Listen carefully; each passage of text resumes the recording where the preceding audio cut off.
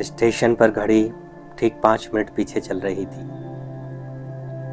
अजय को ये बात हर बार खटकती थी, क्योंकि वो रोज उसी घड़ी के नीचे खड़ा होकर ट्रेन का इंतजार करता था। एक हाथ में मोबाइल और दूसरे में जिंदगी से भरी हुई थकान। आज भी वही हुआ। ऑफिस की मीटिंग, अधूरी नींद और मन में एक सवाल, मैं भाग तो रहा हूं, पर किस तरफ? ट्रेन 5 मिनट लेट थी और जिंदगी भी। उसी वक्त बगल की बेंच पर बैठे बूढ़े आदमी ने कहा, घड़ी पीछे है पर लोग आगे भाग रहे हैं। अजय ने चौंक कर देखा। वह आदमी साधारण था, ना कोई बड़ी बात, ना कोई दिखावा। अजय मुस्कुरा दिया। उसने कहा, घड़ी ठीक नहीं है बाबा। बूढ़ा बोला, नहीं बेटा, घड़ियां कभी गलत नहीं होती, बस हमें थोड़ा रुकना सिखाती हैं। अजय को अजीब लगा, पर वो बैठ गया। उसने सोचा 5 मिनट ही तो इंतजार करना है, बस 5 ही मिनट तो है। बूढ़े ने फिर पूछा, कहाँ जा रहे हो? अजय ने कहा, ऑफिस। और जिंदगी? बूढ़े ने पूछा। अजय चुप हो गया। कुछ पल रुककर बोला, पता नहीं, शायद आगे ही। बूढ़ा हंसा नहीं, सिर्फ बोला, सभी यही कहते हैं और सभी यही सोचते भी हैं। ये कहते हुए उसने अपनी जेब से एक पुरानी घड़ी निकाली। कांच टूटा हुआ था, सुइयां रुकी हुई थी। ये मेरी घड़ी है, बूढ़े ने कहा। 25 साल पहले रुक गई थी। अजय हैरान हुआ। तो फिर आप समय कैसे देखते हैं? बूढ़ा बोला, मैं अब समय नहीं देखता, मैं पल देखता हूं। ट्रेन की सीटी दूर से सुनाई देने लगी थी, पर बूढ़ा अपनी बात में डूबा रहा। उसने कहा, बेटा,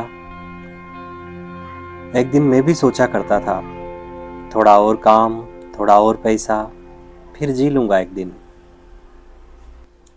फिर? अजय ने पूछा। फिर एक दिन जिंदगी ने कह दिया कि अब नहीं। बूढ़े की आंखें नम नहीं थी, बस साफ थी। उसने कहा, उस दिन समझ आया कि हम जिंदगी को कल के लिए बचाते रहते हैं, लेकिन असल में जिंदगी तो आज में होती है। ट्रेन आ चुकी थी। लोग ट्रेन की तरफ भागने लगे थे। अजय भी उठा, पर वो रोज की तरह भाग नहीं रहा था। उसके पैर जैसे जमीन से थम गए। उसने पलटकर पूछा, बाबा, अगर फिर से मौका मिले तो आप क्या बदलोगे? बूढ़े ने बिना सोचे कहा, मैं रुकता। कहाँ? अजय ने पूछा। जहां दिल हमसे बहुत कुछ कहना चाहता है, लेकिन हम उसकी सुनते नहीं। अजय ये सुनते सुनते ट्रेन की तरफ जा रहा था, लेकिन वो गहरी सोच में डूबा हुआ था।